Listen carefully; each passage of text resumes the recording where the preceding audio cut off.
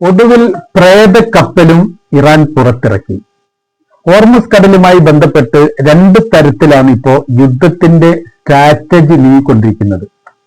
ഒന്ന്, ഇറാനിൽ നിന്ന് പുറത്തേക്ക് വിൽപ്പന നടത്തപ്പെടുന്ന കപ്പലിനെ തടയുക. അത് ഹോർമുസ് കടലിടുക്കുമായി ബന്ധപ്പെട്ടല്ല, ഇന്ത്യൻ മഹാസമുദ്രത്തിൽ വെച്ചോ അറബിക്കടലിൽ വെച്ചോ ആണ് ഈ തടയുന്നത്. അമേരിക്ക തടയുന്നതുമായി ബന്ധപ്പെട്ട പ്രവർത്തികൾ നടക്കുന്നത്. ഏറെക്കുറെ 3 കപ്പൽ അങ്ങനെ ഇറാന്റേത് അമേരിക്ക പിടിക്കപ്പെട്ടിട്ടുണ്ട് എന്ന റിപ്പോർട്ട് പുറത്തു വന്നു. 100-ലധികം കപ്പൽ നിത്യേന കടന്നു പോകുന്ന പാതയാണ് ഹോർമുസ് കടൽ എന്ന് പറയുന്നത്. ഇപ്പൊ നിലവിലെ സാഹചര്യത്തിൽ 10-ൽ താഴെ കപ്പലുകൾ മാത്രമേ കടന്നു പോകാറുള്ളൂ. കടന്നു പോകുന്ന കപ്പലിനെല്ലാം ഇറാൻ ചുങ്കം വാങ്ങുന്നുമുണ്ട്. അമേരിക്കയ്ക്ക് ഇത് എല്ലാ കാര്യങ്ങളും ഒറ്റ രീതിയിൽ തടയാൻ വേണ്ടി സാധിക്കുന്നില്ല എന്നത് അവരെ വലിയ പ്രയാസത്തിലാക്കിയിരിക്കുന്ന കാര്യമാണ്. അതുകൊണ്ട് തന്നെ മുഖാമുഖമുള്ള ഏറ്റുമുട്ടൽ ഇപ്പോ ഇറാനും അമേരിക്കയും ഹോർമുസിന്റെ കടൽ അതിർത്തിയുമായിട്ട് ചെയ്യുന്നില്ല. അവർക്ക് പ്രധാനമായിരിക്കുന്ന കൺട്രോൾ ഉള്ള ഏരിയകൾ ഏറെക്കുറെ ഹോർമുസ് കടലുമായി ബന്ധപ്പെട്ട് ഇറാന് പൂർണ്ണമായിരിക്കുന്ന കൺട്രോളാണ്. ഈ മേഖല കേന്ദ്രീകരിച്ചുകൊണ്ട് അമേരിക്ക വരുന്നില്ല. അമേരിക്ക ഔട്ട്സൈഡ് ആണ്, പുറത്തു നിന്നുകൊണ്ടാണ് ഈ യുദ്ധക്കപ്പൽ വെച്ച് നിയന്ത്രിക്കുന്നത്. ഏറെക്കുറെ 3 കപ്പൽ ഈ മേഖല കേന്ദ്രീകരിച്ചുണ്ട് എന്നാണ് പറയപ്പെടുന്നത്. അതിൽ ഒന്ന് ജറാദ് ആൽ ഹോഡ് ആണ്. അത് മെഡിറ്ററേനിയൻ കടലിന് തീരത്തായിരുന്നു. ഏറെക്കുറെ ഇവിടേക്ക് അടുത്തിട്ടുണ്ട് എന്ന് പറയുന്നു. പക്ഷേ സ്ഥിരീകരിക്കപ്പെട്ട റിപ്പോർട്ടല്ല. കാരണം അറ്റകുറ്റപ്പണിക്ക് വേണ്ടിയിട്ട് അതിനെ ആ മേഖലയിൽ നിന്ന് മാറ്റിയതായിരിക്കുന്ന റിപ്പോർട്ട് പുറത്തു വന്നാണ്. രണ്ടാമത് വന്ന റിപ്പോർട്ട് കാണുന്നില്ല. എന്നാൽ 3 കപ്പൽ ഉണ്ട് എന്ന് അവർ പറയുകയും ചെയ്യുന്നു. ഏറ്റവും ഒടുവിൽ ഇപ്പോൾ വന്നത് USS ജോർജ് ബുഷിൻ്റെതാണ്. ജോർജ് ബുഷ് കപ്പലാണ്. അത് ഏകദേശം 80ഓളം യുദ്ധവിമാനങ്ങൾ വഹിക്കാൻ പാകത്തിലുള്ള പടുകൂറ്റൻ കപ്പലാണ്. ഇത് ഹോർമുസ് കടലിൽ കഴിഞ്ഞിട്ടുള്ള ഇന്ത്യൻ മഹാസമുദ്രത്തിന്റെയും അറബിക്കടലിന്റെയും അതിർത്തി കേന്ദ്രീകരിച്ചുകൊണ്ടുള്ള അല്ലെങ്കിൽ ആ ഭാഗങ്ങളിലാണ് നങ്കൂരമിട്ടത്. ഇത് യുദ്ധവുമായിട്ട് ബന്ധപ്പെട്ട കാര്യത്തെ നിയന്ത്രിക്കുന്നുണ്ട് എന്നുള്ളതാണ്. ഇപ്പൊ യഥാർത്ഥത്തില് നമ്മുടെ രാഷ്ട്രീയ നിരീക്ഷകരൊക്കെ ഇപ്പോഴത്തെ യുദ്ധവുമായിട്ട് ബന്ധപ്പെട്ട കാര്യത്തെക്കുറിച്ച് വിലയിരുത്തുമ്പോൾ ഇത് ശീത സമരത്തിന് സമാനമായിരിക്കുന്ന സാഹചര്യങ്ങൾ ആണ് എന്ന് പറയുന്നു. അഥവാ യഥാർത്ഥത്തിൽ ഇപ്പോൾ അമേരിക്കയും ഇറാനും തമ്മിൽ യുദ്ധമില്ല, ഇസ്രായേലും ഇറാനും തമ്മിൽ യുദ്ധമില്ല. എന്നാലോ സാമ്പത്തിക മേഖല അപ്പാടെ തകർന്നിരിക്കുന്നു. അത് അവരുടേത് മാത്രമല്ല, അമേരിക്കയുടേത് മാത്രമല്ല, ഒരു പരിധിവരെ ഇറാന്റേതുണ്ട്. ആ പരിധി കഴിഞ്ഞാൽ പിന്നെ ലോക രാജ്യങ്ങൾക്കൊക്കെ ഇതിൻ്റെതായിരിക്കുന്ന പ്രയാസം അവർ അനുഭവിക്കുകയും ചെയ്യുന്നു. ഇപ്പോ ഇറാൻ ചെയ്തിരിക്കുന്ന കാര്യം എന്ന് പറയുന്നത്, അവർ നിർമ്മിക്കപ്പെടുന്ന പെട്രോളിയം കൂടുതലുമായിട്ട് ബന്ധപ്പെട്ട കാര്യം, അത് പുറത്തെ വിപണിയിൽ വിൽപ്പന നടത്താൻ പറ്റാത്ത സാഹചര്യം ഉണ്ടെങ്കിൽ സംഭരിച്ച് ശേഖരിച്ചു വെക്കുക എന്നൊരു പ്രവൃത്തിയുണ്ട്. ആ രീതിയിലേക്ക് കാര്യങ്ങൾ നോക്കുന്നു. കാർഗ ദ്വീപുമായിട്ട് ബന്ധപ്പെട്ട് പറയുന്നത് പരമാവധി സംഭരണ സ്റ്റോറേജ് ഫുൾ ആയിട്ടുണ്ട്, സ്റ്റോറേജ് ആയിട്ടുണ്ട്. അപ്പൊ അതിനുശേഷം ഇപ്പൊ എന്ത് ചെയ്തിട്ടുണ്ട്, പ്രേത കപ്പലിനെ പുറത്തിറക്കിയിട്ടുണ്ട്. നാഷ ഭീമ കപ്പൽ എന്നാണ് അത് അറിയപ്പെടുന്നത്. ഇത് ഇറാൻ പുറത്തിറക്കിയെന്ന് പറയാം. 30 വർഷം പഴക്കമുള്ള കപ്പലാണിത്. ഇത് ഏറെക്കുറെ ഉപയോഗിക്കാതിരുന്നതായിരുന്നു. എന്നാൽ ഈ ടാങ്കറിന് എന്ത് ചെയ്തിട്ടുണ്ട്, പുനർജീവൻ നൽകിയിട്ട് ഇതിൽ ഈ ഗൂഢോയിൽ അല്ലെങ്കിൽ പെട്രോളിയം സ്റ്റോറേജ് ആക്കി വെക്കാനുള്ള സംവിധാനങ്ങൾ ഒരുക്കിയിട്ടുണ്ട്.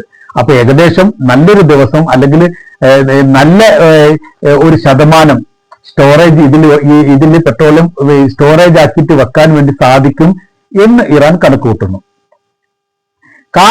കാർഗ ദ്വീപിലേക്ക് ഫ്ലോട്ടിംഗ് സ്റ്റോറേജ് ആയിട്ട് പ്രവർത്തിപ്പിക്കുക എന്നുള്ളതാണ് ഇതിന്റെ ഉദ്ദേശം.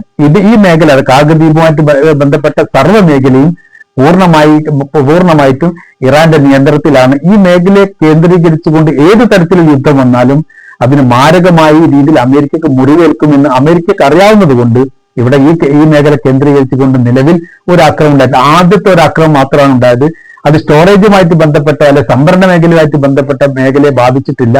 ഒഴിഞ്ഞൊരു പ്രദേശത്ത് കാർഗ ദ്വീപിന്റെ ഒഴിഞ്ഞൊരു ഭാഗത്താണ് ഈ ആക്രമണം നടന്നത്. അതിലൊരു ബിൽഡിങ്ങിന് പരിക്കേറ്റ വിവരം മാത്രമാണ് പുറത്തു വന്നത്. അങ്ങനെയൊക്കെ തന്നെ അത് അമേരിക്കയിൽ സ്ഥിരീകരിച്ചിട്ടുള്ളൂ.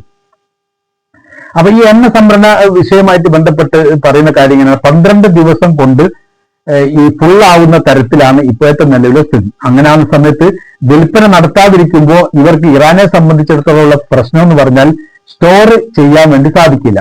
സ്റ്റോർ ചെയ്യാതെ അവർക്ക് സാധിക്കാതിരിക്കുന്ന സമയത്തുള്ള വിഷയം എന്ന് പറയുന്നത് നിർമ്മാണ പ്രവൃത്തി നിർത്തിവെക്കണം. അതായത് വിൽപ്പന ഉദ്ദേശിച്ച തരത്തിൽ നിർമ്മിക്കുന്ന വസ്തുക്കൾ സമാനമായ രീതിയിൽ വിൽപ്പന നടത്തപ്പെടുക എന്നുള്ളതാണ് സാധാരണഗതിയിൽ ഇറാൻ ചെയ്യാറുള്ളത്. അങ്ങനെ വിൽപ്പന നടത്തുന്നതുമായിട്ട് ബന്ധപ്പെട്ട കാര്യത്തിൽ അമേരിക്ക പ്രതിരോധം ഉണ്ടാക്കി തടയപ്പെടുകയും ചെയ്യുന്ന സമയത്ത് മേഖലയിൽ ഇത് എത്തിക്കാൻ വേണ്ടി സാധിക്കില്ല. അപ്പൊ അതിന്റെ പ്രയാസം ആരനുഭവിക്കും? ഇറാൻ അനുവദിച്ചു. അതിന് അവരെന്ത് ചെയ്യുന്നു? നിർമ്മാണ പ്രവൃത്തി കുറക്കും. നിർമ്മാണ പ്രവൃത്തി കുറക്കുന്ന സമയത്ത് ഉള്ള വസ്തുക്കൾക്ക് ഡിമാൻഡ് വരും. അത് ലോകത്താകമാനം അങ്ങനെ വ്യാപിപ്പിച്ചുകൊണ്ട് വിൽപ്പന നടത്താൻ വേണ്ടിയിട്ട് അമേരിക്കക്കോ റഷ്യക്കോ സാധിക്കുകയില്ല. അപ്പോൾ എന്ന് പറയുന്ന സമയത്ത് ഇത് ഡിമാൻഡോട് കൂടി വിൽപ്പന നടത്തുന്ന സ്ഥിതി വരും. അങ്ങനെയും ഒരു തന്ത്രപരമായിരിക്കുന്ന ഒരു യുദ്ധത്തെയാണ് യഥാർത്ഥത്തിൽ ഇറാൻ നയിക്കുന്നത് എന്നുള്ളതാണ് ഇതിന്റെ യാഥാർത്ഥ്യം.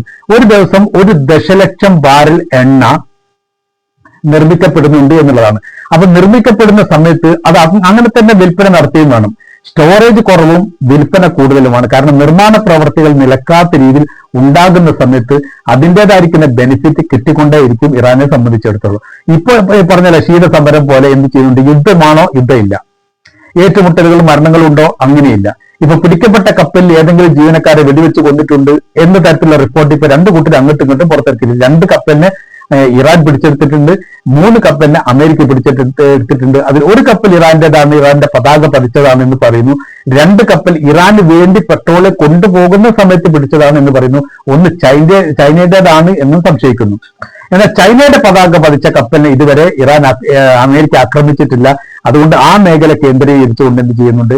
വിൽപ്പന സുഖകരമായ രീതിയിൽ നടക്കുന്നു. ഈ ചൈനയിൽ അതെത്തുകയും ചെയ്യുന്നു. ഇപ്പൊ 2 തരത്തിൽ ഇവിടെ ഈ കച്ചവടം നടക്കുന്നുണ്ട്. നമ്മുടെ പ്രാദേശിക തലത്തിൽ നടക്കുന്ന പോലെ തന്നെയാണ്. അഥവാ ഈ ലക്ഷ്യസ്ഥാനത്തേക്ക് പെട്രോളും എത്തിച്ചു കഴിഞ്ഞാൽ അതിനൊരു കൃത്യമായിരിക്കുന്ന സംഖ്യ കണക്കാക്കിയിട്ട് ഇറാന് തരും. അഥവാ ഇറാന്റെ ഈ ഗൂഡ് ഓയിൽ എന്ന് പറയുന്ന അല്ലെ പെട്രോളിയം ഉൽപ്പന്നം ഏതാണോ രാജ്യം ഉദ്ദേശിക്കുന്ന യൂറോപ്യൻ രാജ്യത്തിന്റെ അവരുടെ മേഖലയിലേക്ക് എത്തിച്ചു കൊടുക്കണം. അങ്ങനെ ആ സമയത്ത് നല്ല ഉദ്ദേശിക്കുന്ന തരത്തിൽ അല്ലെങ്കിൽ അതിനേക്കാൾ കൂടുതൽ പണം ആ രാജ്യം കൊടുക്കാൻ വേണ്ടിയിട്ട് തയ്യാറാണ്. അപ്പൊ അവിടെ തുറമുഖം ഏതാണ്? തുറമുഖം ഇറാന്റെ തുറമുഖം എന്ന് പുറപ്പെട്ടിട്ട് ആ ലക്ഷ്യസ്ഥാനത്ത് എത്തിച്ചു കഴിഞ്ഞാൽ ആ സംഖ്യ അവർക്ക് നൽകും. രണ്ടാമത്തെ രീതി എന്ന് പറഞ്ഞാൽ ഇറാൻ അവരുടെ അതിർത്തിയിൽ നിന്ന് വിൽപ്പന നടത്തും. നിങ്ങൾ അത് കൊണ്ടുപോയിക്കോണം, ഞങ്ങളുടെ അതിർത്തി, അതായത് ഹോർമസിന്റെ അതിർത്തി ഞങ്ങൾക്ക് അടിച്ചു തരും. പിന്നീട് അതായത് ഞങ്ങളുടെ അതിർത്തിയിൽ ഞങ്ങളുടെ നിയന്ത്രണമുള്ള പ്രദേശത്തിന്റെ ഭാഗം ഞങ്ങൾക്ക് അടിച്ചു തരും. പിന്നെ റിസ്ക് നിങ്ങൾ ഏറ്റെടുത്തോണം. അപ്പൊ നിങ്ങൾ അതിൽ അമേരിക്ക പിടിക്കപ്പെട്ടു അല്ലെ വേറെ എന്തെങ്കിലും വിഷയം നൽകിയാൽ ഞങ്ങൾ അറിയില്ല. അതിന് നിശ്ചിതമായിരിക്കുന്ന ഒരു പണം മാത്രമേ ഉള്ളൂ. ലക്ഷ്യസ്ഥാനത്ത് എത്തിച്ചു കൊടുക്കുന്നതിന് ഒരു പണം, അതിന്റെ പരിമിതമായിരിക്കുന്ന സ്ഥലത്ത് അതിർത്തിയുമായിട്ട് ബന്ധപ്പെട്ട മേഖല കടത്തി കൊടുക്കുന്നതിന് മറ്റൊരു പണം. ഇതാണ് രണ്ടാമത്തെ രീതി. മൂന്നാമത്തെ ഒരു രീതി ഉണ്ട്. മൂന്നാമത്തെ രീതി എന്ന് പറഞ്ഞാൽ ഹോർമസ് കടൽ കടന്നതിന് ശേഷം അമേരിക്കയുടെ കപ്പൽ നങ്കൂരമിട്ടിരിക്കുന്ന ഭാഗങ്ങളിൽ നിന്ന് മാറി മറ്റ് ഭാഗത്തിലൂടെ പ്രവേശിച്ചുകൊണ്ട് ഒരു പരിധി വരെ കഴിഞ്ഞതിന് ശേഷം ഇതിലുള്ള കപ്പലിലുള്ള ഈ പെട്രോളിയം ഉൽപ്പന്നങ്ങൾ മറ്റ് കപ്പലിലേക്കോ ഭീമാകാരമായിരിക്കുന്ന ബോട്ടിലേക്കോ മാറ്റുന്ന പ്രവൃത്തി. അത് കൊണ്ടുപോകുന്നവരാണ് അതുമായിട്ട് ബന്ധപ്പെട്ട റിസ്ക് ഏറ്റെടുക്കേണ്ടത്. അതിന് ഇറാന് ഉത്തരവാദിത്തങ്ങളൊന്നുമില്ല. അങ്ങനെ പല രീതിയിലും ബ്ലാക്കായിട്ടും വൈറ്റായിട്ടും പല രീതിയിലും പല രൂപത്തിലുമാണ് യഥാർത്ഥത്തിൽ ഇപ്പോൾ ഹോർമുസ് കടലിടുക്ക് വഴി പെട്രോളിയം മറ്റ് രാജ്യത്തിലേക്ക് എത്തുന്നത് എന്ന് ചുരുക്കം. അതിന് ഇന്ന രീതിയിൽ ഇന്ന റൂട്ട് ഉപയോഗിച്ചു കൊണ്ടാണ് എന്നൊന്നും നിലവിലെ സാഹചര്യത്തിൽ പറയാനൊന്നും സാധിക്കുന്നില്ല. അതിൽ ചിലതെല്ലാം ഈ അമേരിക്കക്ക് പിടിക്കാൻ വേണ്ടി സാധിക്കുന്നുണ്ട്, ചിലത് പിടിക്കാൻ വേണ്ടി സാധിക്കില്ല. കാര്യം എന്ന് പറഞ്ഞാൽ ഇതൊരു മരണ വെപ്രാളമാണ്, അല്ലെങ്കിൽ പരസ്പരം അങ്ങോട്ടും ഇങ്ങോട്ടും ഒരു മരണക്കളിയാണ്. ഏത് സമയം എന്തോ സംഭവിക്കുക. അമേരിക്ക എന്ന് പറയുന്ന സൈനിക സംവിധാനത്തെയും അതിൻ്റെ ഗവൺമെൻറ് അടക്കമുള്ള മേഖലയും ഭയപ്പെട്ടിരിക്കുന്ന ഒരു കാലം ഇപ്പോൾ അസ്തമിച്ചു പോയിരിക്കുന്നു. ഇറാൻ്റെ യുദ്ധത്തിൽ ലോകത്തിന് ഏറ്റവും കൂടുതൽ ഉണ്ടായിരിക്കുന്ന കാര്യം എന്ന് പറഞ്ഞാൽ അമേരിക്കയെ പേടിക്കേണ്ടാത്ത ഒരു സാഹചര്യങ്ങൾ സൃഷ്ടിക്കാൻ വേണ്ടിയിട്ട് സാധിച്ചു എന്നുള്ള. ചെറിയ രാജ്യങ്ങൾ പോലും അമേരിക്കയെ ചോദ്യം ചെയ്യുന്നു. അമേരിക്ക ഇല്ലെങ്കിലും ജീവിക്കാൻ വേണ്ടി സാധിക്കും. അമേരിക്കക്കെതിരെ യുദ്ധം ചെയ്താൽ ഇത്രയേ ഉള്ളൂ. ഇറാനെ പോലെ ശക്തമായ രീതിയിൽ സ്റ്റാൻഡായിട്ട് നിന്ന് കഴിഞ്ഞാൽ അമേരിക്കയും പതറിപ്പോകുമെന്നുള്ളതാണ്. വലിയ രീതിയിലുള്ള യുദ്ധ സംവിധാന കാര്യങ്ങളുള്ള രാജ്യമൊന്നുമല്ല ഇറാൻ. അമേരിക്കയുമായി നേർക്കുനേരെ ഏറ്റുമുട്ടിയാൽ വല്ലാത്ത രീതിയിലൊന്നും അതിജീവിക്കാൻ വേണ്ടിയിട്ട് ഇറാന് സാധിക്കില്ല എന്നുള്ളത് ഇറാനും അറിയാം, അമേരിക്കയ്ക്കും അറിയാം, ലോകത്തിനും അറിയാം.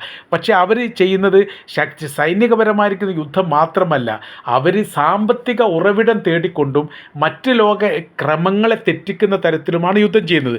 ഇതാണ് പ്രശ്നം. കാര്യം എന്ന് പറഞ്ഞാൽ ഈ യുദ്ധം തുടങ്ങിയതോടുകൂടി ലോകത്ത് മുഴുവൻ അത് ബാധിച്ചു. എന്നാൽ റഷ്യയും ഉക്രൈനും തമ്മിൽ യുദ്ധം തുടങ്ങിയിട്ട് 5 വർഷമായി. ഈ 5 വർഷ കാലാവധി ആയിട്ട് പോലും മറ്റു ലോക രാജ്യത്തേക്ക് അതിൻ്റെ കെടുതിയോ ദുരന്തങ്ങളോ വിഷയങ്ങളോ ബാധിച്ചിട്ടില്ല എന്നുള്ളതും അമേരിക്കയെ ഞെട്ടിപ്പിച്ച കാര്യമാണ്.